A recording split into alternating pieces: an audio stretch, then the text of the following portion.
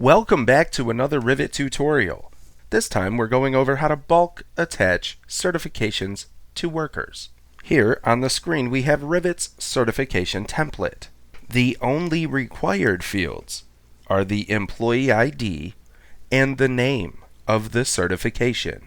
Before attaching certifications to workers in Rivet, you'll need to be sure the name of the certifications have been entered in your Rivet database. Then simply copy and paste the employee ID here and the name of the certification here.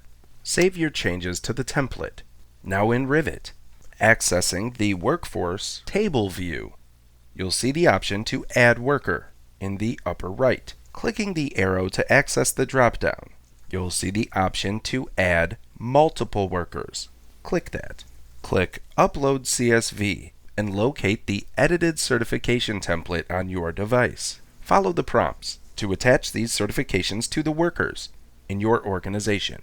As always, if you have any questions, please don't hesitate to reach out to Rivet's customer success team. And I hope the rest of your day is great.